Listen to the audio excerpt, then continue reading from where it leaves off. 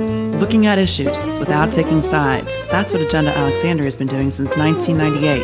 Everything from capacity in our schools, to the political environment, to the sewer outfalls, to affordable housing.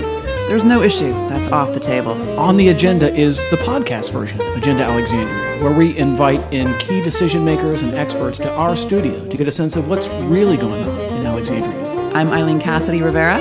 And I'm Michael Pope. And this is On the Agenda.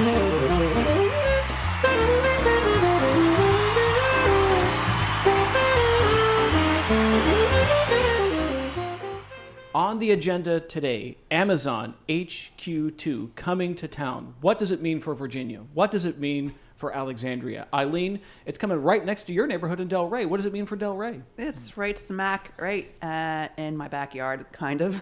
I would say that we're a stone's throw from this new national landing, which we're all trying to figure out where exactly this national landing is. Can you actually land there? And it's also, I'm right between also this new innovation center, this Virginia Tech Center, which is now going to be in the site of the Oakville Triangle, which we were all kind of wondering what was ever going to go there. And now, boy, oh boy, it's going to be pretty exciting. Well, we have the perfect panel to talk about this today. We've got Tina Leone, who is currently the CEO of the Ballston Bid. She is a former CEO of the Alexandria Chamber of Commerce. Thank you for being here. Love it. Thank you for inviting me. And we have Michael Farron, who is a research fellow at the Mercatus Center at George Mason University. Thank you for joining us. Glad to be here. Okay, so HQ2, or some people call it H2Q. Like R2D2? Like R2D2. What does this mean for Virginia? What does it mean for Alexandria? We'll start with Tina. Let's talk about what the global picture here. What does this mean for our city, for our region? So landing Amazon at National Landing means 25,000 to 38,750 jobs for Arlington, for Virginia, which is huge. I mean, we beat out 200 some other cities. It's been a year-long plus process.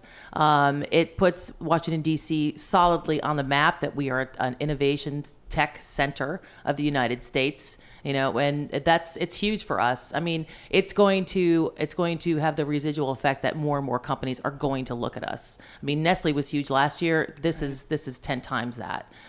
So not only is it 25,000 to 38,000 plus jobs that have been incentivized, but it's the spinoff from that.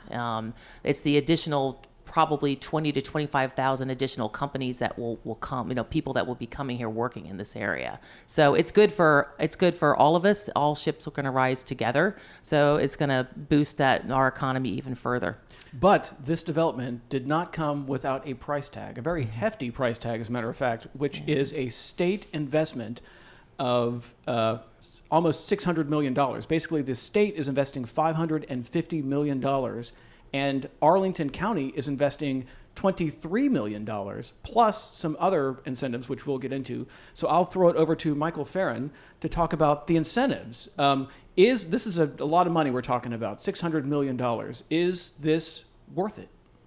The quick answer to that question is no, the incentives aren't worth it, because Amazon likely would have located here in Arlington and Alexandria even without those incentives. And the incentives that you mentioned are the baseline incentives. If Amazon actually does increase its size of business here to 38,000 or so jobs, the number is going to go up more to like around $1 billion or 1.1 billion. I've even heard 1.3 billion. I think the number was 710 million would be 750 million would be about the total for 38,750 jobs. Actually, on that issue, I know you have more to say, but just piggybacking on what you just said, one of the things about the experience in Seattle is that Amazon consistently overperforms, right? So there's a number to say, well, this is what we expect. Amazon has a long track record of delivering way more than what they were expected to. So these numbers that everybody has been looking at is actually the baseline. The incentives are probably going to be way more than that, because Amazon is likely to over deliver, right? What is the impact of that?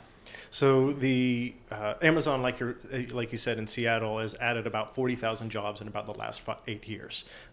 the Virginia is on the hook for anywhere from 1.1 to 1.3 billion, and you have to include the infrastructure upgrades and along with the money that's going directly to Amazon, because that is directly tied to Amazon coming here. And in most cases, when a company goes into a new area, they have to pay for their own infrastructure upgrades, their impact on the local environment. Just like when you buy a house, you have to pay a fee to access the utilities that are in the local right-of-way, which is why... Does that include metro, like metro entrances and things like that? Yeah, yeah, it does. That was included in the one. So the direct grants from the state to Amazon are capped at $750 million. That's the direct, payments for these jobs, up to 38,750 jobs. After that, the 1.3 billion plus is really is infrastructure. It's this, investing in education from pre-K to 12, as well as at the university level, to then create this new pipeline of tech employees, another 25 to 35,000 technology jobs over the next 20 years. So, and don't forget too, these incentives are over 12 years. So it does level out. It does, and if we don't get the jobs, they don't get that direct payment. The infrastructure work that needed to be done anyway. That was already, most of this has already been in the pipeline. What's new is the second metro entrance at Potomac Yard, which is a great thing because we lost it. Now we got it back. So it's a win-win. It's a huge win for Alexandria in that regard. So that's included in these infrastructure payments. And most of these, Alexandria is not on the hook for hardly any of this. The only impact of Alexandria has is giving up the tax on the Virginia Tech Innovation Center. That's about $23 million over 20 years. So yeah. The role. Go ahead. the I was role- going to say, just want to get back to you a little bit on that, Tina, because when you say, as you look at sort of the physical space where HQ2 will be in Northern Virginia, it is all in Arlington, Virginia, correct? Yes. Right. So what is really interesting is that I think that the Potomac Yard, part of this piece of the puzzle is really a part of the transportation access for Amazon, right? And marketing. This whole national landing is a marketing idea.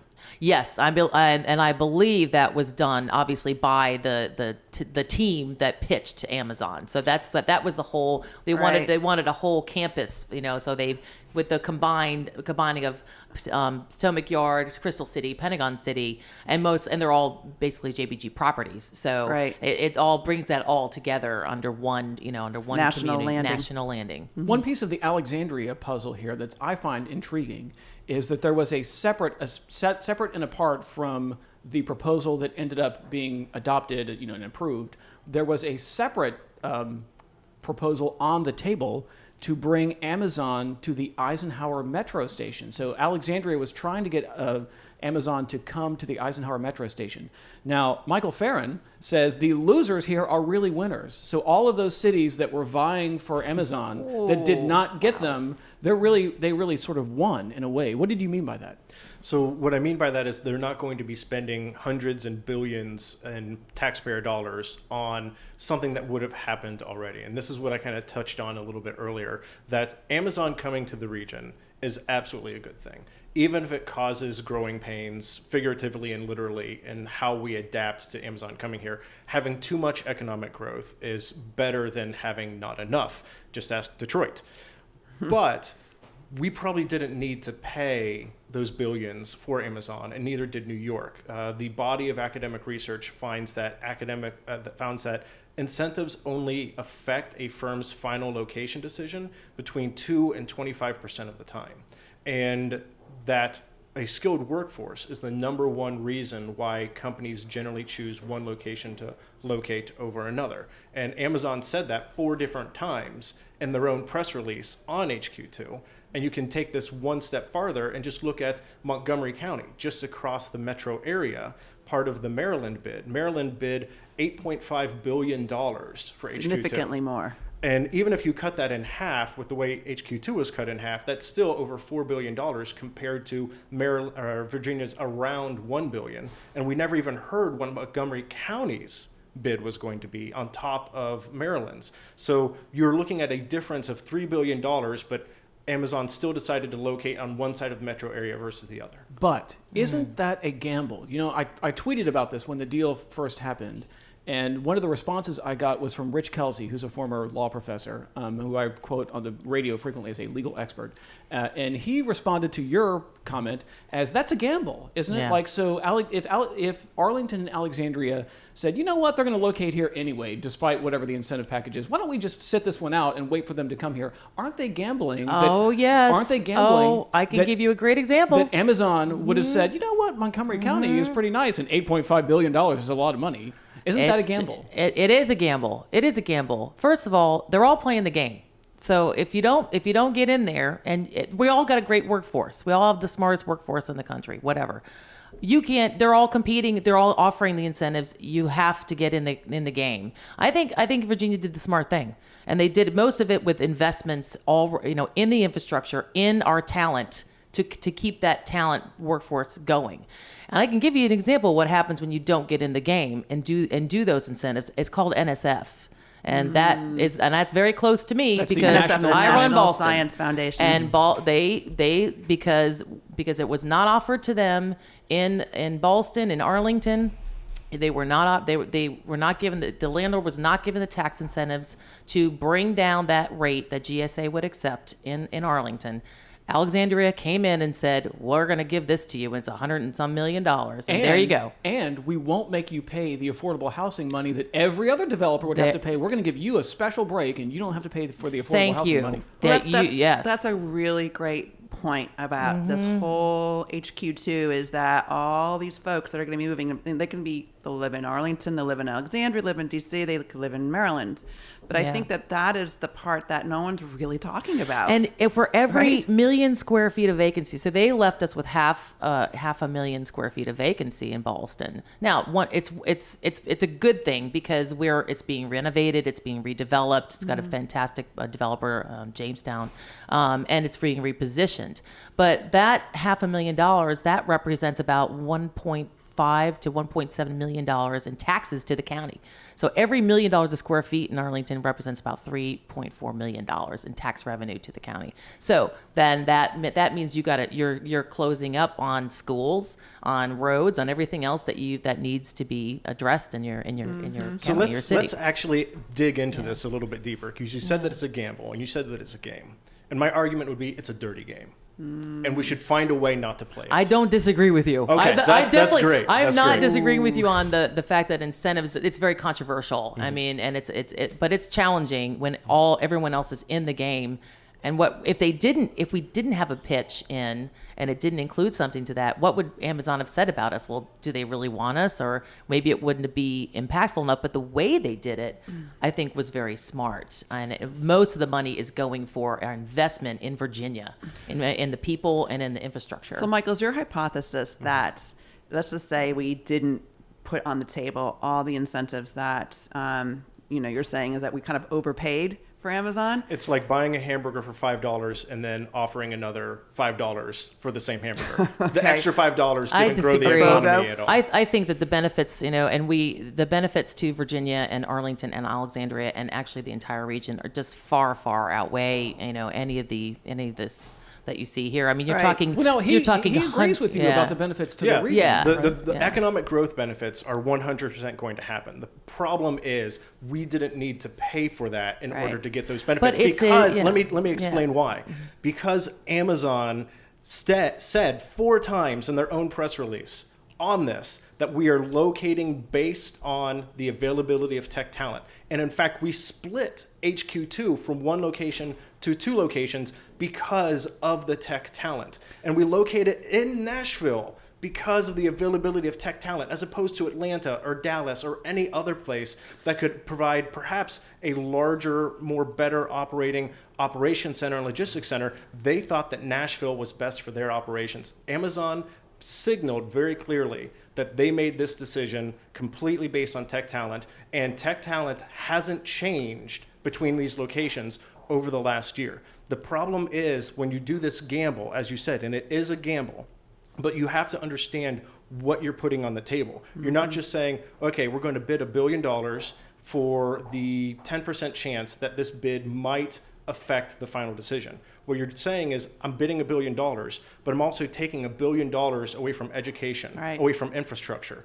away from policing. But this, in this case, the $1 billion is going towards infrastructure and education. That's why I say I think that. Well, I'm not going to argue with you about the merits of incentives that way. But the way it was done here, the way that Virginia Economic Development Partnership and Arlington and Alexandria structured it, it makes perfect sense. And it is the investment in education. It's $25 million going for K to 12 to get these children geared towards these tech jobs. Because it's here. This is where the jobs are. This is where they're going to be in the future. I mean, I'm ready to start taking coding classes myself, because who knows what's going to happen with my job, I know. But it's really, this is where we are. So this is a wonderful investment in Virginia and our people and our children. I will say, to get them geared up for this. Yeah, I will say that compared to all the different bids that I looked at, and there actually aren't that many to look at, because the majority of the bids, the vast majority of the bids, were secret and held away from the public. Can I put you on pause here just one second, because I have a list here. So Maryland's $8.5 billion. Amazon said no to $8.5 million. Billion with a B. New Jersey was $7 billion. Amazon said no thanks, New Jersey. We're not going to take your $7 billion. New York was $1.5 billion, and they sort of halfway said yes to New York. It is interesting, and our local Virginia people were really patting themselves on the back that New York paid $1.5 billion and Virginia only paid $600 million, right? So what do we make of that disparity, that New York offered $1.5 billion and Virginia offered $600 million? So I think it comes down to, and this is the part that we hear wasn't technically part of the bid, but was the Virginia Tech Innovation Center. And I mean, and that in itself is a gigantic sort of deliverable from this. It's a huge game changer. And it's fantastic for Alexandria. This is going to put Alexandria on the map. That's what Alexandria needed. It needed that this shot in the arm. Virginia Tech has already a nice presence in Old Town Alexandria. This is a 1 million square foot, campus that's going in there. 350,000 square feet of education space. 250,000 square feet to help startups and businesses grow and succeed. So it's big. So you could argue that this is what Alexandria needed, but Northern Virginia is the wealthiest part of Virginia. Why is the government throwing more and more money at the wealthiest part of Virginia rather than making lives easier throughout the entire state? Our calculations show that even with the reduced size of the bids, since Virginia's bid is relatively lower than others, that corporate income taxes across the entire state could be cut by 7%. Instead of offering this particular handouts to Amazon. And in particular, regarding the infrastructure, I agree that infrastructure investments are better than simply handouts. And education investments are better than handouts. But you have to look at what particular investments are being made. So in terms of infrastructure, like my background is actually a civil engineer, so this is an area that I can speak to as well. The state has a listing of benefit cost analysis ratios for every potential project. And it just goes down the list, going with the highest ratio of the most benefits to the relative cost. Mm-hmm. And what we see in incentive bids like this is projects that wouldn't normally get funded. And so other people are going have a loss because their infrastructure projects and their towns aren't getting funded as a result. You mentioned your calculations. I want to piggyback on that by asking you about what Arlington taxpayers are on the hook for. So the sort of official number is $23 million, which they pegged at money that they're going to get from increased revenue based on hotel taxes. But you actually have done some crunching of the numbers to say that really Arlington taxpayers are going to be on the hook for double that, right? Explain that. That's right. There's an additional TIF where Amazon isn't going to have to pay, I believe, property taxes. My research assistant, Ann Philpout, has been looking at this and finds that there's an additional $28 million that the Arlington is on the hook for potentially. So the total number should be looked at as more like 51 million rather than 23. Okay, now I want to play a hypothetical here. What if Arlington and Alexandria came together and said and agreed with you and said, okay, this is really a waste of money. They're going to go where the talent is, despite what the incentive package is. We don't need to match New Jersey's $7 billion. We're going to sit this one out and let them come to us. Under that hypothetical scenario, would Amazon have made the same decision? Absolutely. I can't answer that. I just don't. I would not even. I don't know. I don't know. I think it's a gamble, and that's if you want to take that chance. I just have to go back that what's being invested here. We needed to do this. We needed to do this anyway. So that's not to say an innovation campus isn't a big investment, but it's what's been done here is relatively low financial, direct payments. Well, to be fair, over 20 years. To be fair, you could do the So, Virginia Tech yeah. graduate campus without Amazon, right? It's sort of announced simultaneously Well, with I the think- deal. Well, I think part here's of the that- thing, wasn't that though. the sweetener to the deal? Amazon, Wasn't that really the sweetener in this? That's what I'm saying. That is was right. what they You're wanted more right. than anything because it's tech talent. But It's I the wanna get- talent pipeline, and But that's isn't what. there already, yeah. Tina? But I mean, you look around. Doesn't DC area have one of the lowest unemployment rates in the country? Absolutely. Right. So what I'm trying to figure out, and I think it's wonderful, by the way. I mean, I have my two sons are in college, and gosh, I keep thinking, wouldn't it be great if they could come back to Alexandria and work maybe at Amazon? But isn't there already a pipeline of talent? And I think it's great. Not enough. Really, Not enough. I mean, I've got plenty of mid-range companies in Boston, and they cannot get enough talent in. I mean, the we right need kind more of of talent. it. Is that what you're saying? Because people come to DC to study political science, Right, and things like that. You've got right? to have Right. that IT background, right? And you've got to have that education. They need coders. They need people to create games. You want people to do Right. websites. I mean, and then Right. the real cool stuff, the cybersecurity stuff. I mean, we have a whole wealth of. I mean, everything that we're doing in now and in the future is revolving around this. Michael It's- Farron, what makes you so sure that they would have made that decision anyhow? You just, like I've said before, you can look at what Amazon has said themselves about where they're going to locate. They could have located on the opposite side of the DC area. There really isn't that much difference between Montgomery, Maryland and Arlington, Virginia. Proximity to the airport. Proximity to the airport. There's And a ton of difference. In terms of labor in terms costs, of the labor talent, costs too. yes. There's the right to work stuff, right? So those are all reasonable considerations. But you're talking about $3 billion. If $3 billion can't motivate that shift, and if another few $billion can't motivate the shift across the Hudson River from New York to Newark, New Jersey, if they had been chasing the subsidies, that's where they would have located, and they could have gained access to similar kinds of tech talent in each place. The fact of the matter is that's not what they were chasing.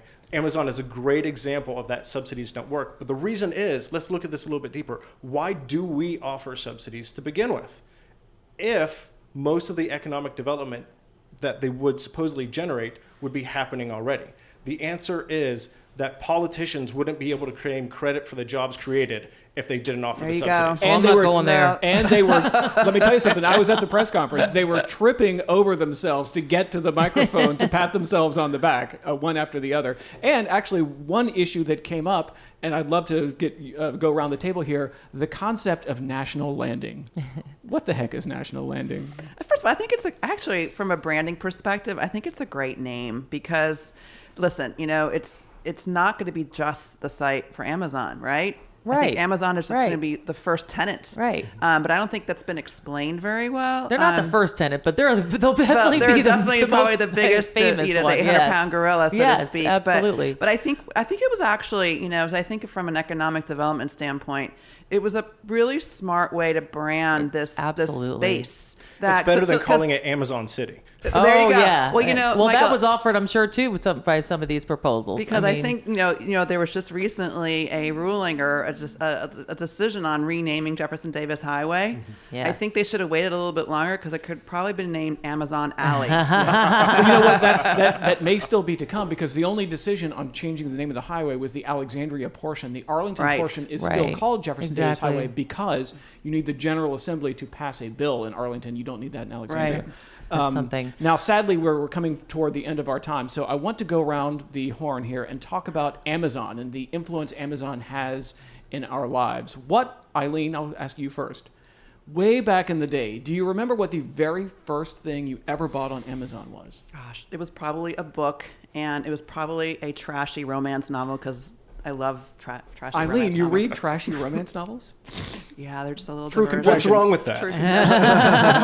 But I can tell you the last thing that I ordered, but we'll get to that later. Okay, Michael Farron, do you remember way back in the day, the very first thing you ordered on Amazon? It's very fuzzy, but it was probably an econ textbook because it's probably a heck of a lot cheaper than what was offered at the campus bookstore. Wow. I had a similar experience. Actually, the very first thing I ever bought on Amazon, I was in graduate school, and it was a very expensive book called Debate on the Constitution or something like that. It was like a compendium of stuff that had been written in the 1790s. And my economics professor said, yeah, you should probably go to this online bookstore called Amazon. And I remember thinking to myself, Amazon is a weird name for a is that? bookstore. Yes. But I did buy the book, and I still have it. Tina, I what was did, the very... same thing for me. I think I might have been in grad school when I did, it was a textbook for something. Probably, I'm an IT, major, so it was probably something like that out there. And what was the most recent thing you bought on Amazon? That is not as fuzzy of a memory, but it was a part from my coffee maker that, it's just amazing that you just go on, you just like plug in the name of your coffee maker and boom, there it was. I got it for like $2.50. Did a drone deliver it to your house? That's coming. It's but coming. that's That a great great question. question. It's That's a coming. great I know. question. This is upon us, right? This is going This to be is happening. happening. I've never really soon. actually seen a physical drone, Really? So, Oh, no, yeah. I haven't yet. I'm sure they will be coming. They'll be landing on the national landing. Michael Farron, most recent thing you bought on Amazon? It was shoe polish. And I think your story, Eileen, kind of lays out exactly the benefits that Amazon's innovation has offered us over time, that they've completely changed things. They've thought about new ways to serve customers. Their customer focus is pretty much unparalleled. And so I'm not an Amazon detractor. I want to see Amazon enter more and more industries because the more competition we have, the more that companies have to strive to please customers, and that increases overall long-run Right. economic growth. So for me, the last thing I purchased was a transformer for Which my one? son, Bumblebee, the new version. He has about 8 versions of that, and he keeps his wish list on my Amazon account. So I'm happy that they're coming. I'm thrilled that they're coming. I think it was absolutely the right thing to do. And whether or not people agree with the incentives, if you're not part of it and you don't throw out the welcome mat, and that's kind of what I think of when I think of these incentives. This is like you're putting out the welcome mat, say we really want you here.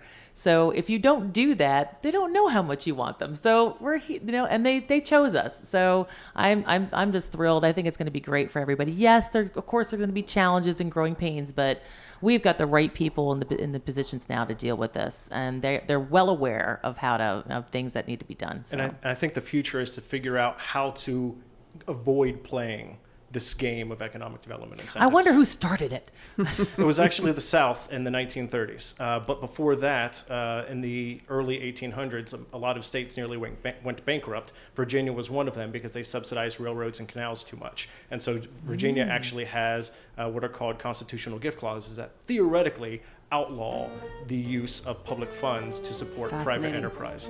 But I think the Interesting. important thing to do is to look at how can cities and states get together. There's something called an interstate compact that is the next research that I'm working on that offers a way for everyone to mutually agree not to offer incentives in the future. And at that point, you don't have to worry about rolling out the welcome mat because nobody is doing it. The point is broad-based economic growth rather than targeted to a particular company. You have been listening to On the Agenda, a production of Agenda Alexandria. Like us on Facebook, follow us on Twitter, subscribe to our YouTube channel, and subscribe to our podcast. Thanks for listening.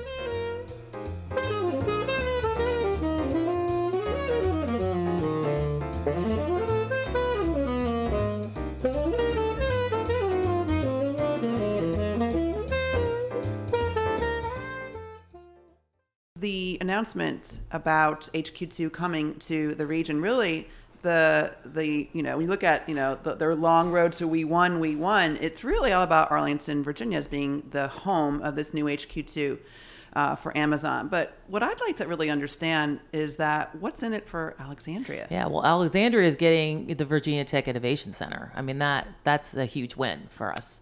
It's going to spur on jobs. It's going to spin off new companies. It will bring us new residents. And really, Alexandria kind of really did a good job of not having to pay direct payments to have Amazon they got off the here. hook, in other so words. they did it. The most that I Virginia could, taxpayers are on the hook for like $550 million. well, but not so that in that Alexandria. regard, yes, Right. but Alexandria City is not making direct payments in that regard. But we are giving up the property tax on that site. It's a 1 million square foot site that they're campus that they're building. So No and that's, property taxes on this property. no property taxes. going well, back that's and- what they did for for All NSF those trade and associations PTO along Duke and everything Street. else. Right. So they've proven to the city has said, we believe this is the right thing to do to gain this kind of economic benefit overall. And so that's about $23 million over the next 20 years. So that's it. As far as that, there's nothing in the infrastructure related to Alexandria. It's all in Arlington, whoa, wait a except minute. for the Potomac Yard, the second Thank metro. you. That's which is exactly huge. what I think people The don't metro realize. that That's doesn't a huge currently thing. exist yet, right? That's Right. a huge thing. Exactly. So I mean that is huge, and I should correct myself on that. But as far as what I was meaning to say was, as far as Route 1 or the other arteries, that's going to feed into this innovation center and Amazon site, National Landing.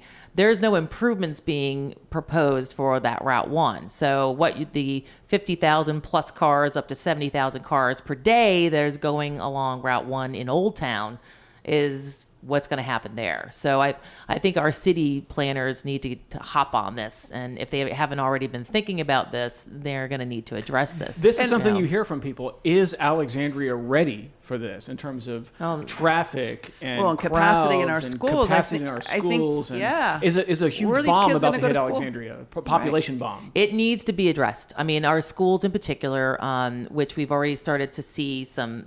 We already know that it's projected to have yeah. overcrowding. Like Arlington's already in that. They're already using bunk desks. They're already using that, and They got trailers. trailers we've at T.C. seen, Williams. Right. There you go. So it has to be addressed. But what you find is, though, what Seattle found is education. The quality of education goes up. So that's a good thing. And I'm not going to diss our Alexandria schools, but we haven't had the best reputation. We've had a school that almost got taken over by the state. Jefferson Houston. So I mean, this is good. This is going to be a good thing for us as far as really working to provide top-notch education, because. So are you saying, Tina, that because Amazon's coming, that you think that more quality teachers will want to teach in our school system? Because it really comes down to is it's resources, right? Right. That, I mean, when you say it'll improve, the school system will improve. It's shown in Seattle that's what happened. Even though right. there's more students, that it's the quality of the education that went up. So that's a good Hence thing. test scores. Yeah. Yeah. And something that would probably help in terms of this is if Alexandria wasn't giving that subsidy then to Amazon, they would have more money to actually spend on schools. But would they? Would they? Like you said, it's a gamble, but the question is what are you gambling? You're not just gambling $23 million is versus not whether it's not going to. But a new school nowadays is $100 million, or a new facility. That's so. I don't think $23 million over 20 years is that taking away. Now, as far as talent, as far as the teacher talent, there's a huge competition in teacher talent. I mean, here's the final word on that. We all remember the recent elections and the fact that there were a lot of bond issues on the election that you had to vote on. Right. To the extent that you give more money away or give tax incentives to particular companies, that increases the size and the number of bond issues that you have to vote on later on. That's it. You have been listening to On the Agenda, a production of Agenda Alexandria. Like us on Facebook, follow us on Twitter, subscribe to our YouTube channel, and subscribe to our podcast. Thank you for listening.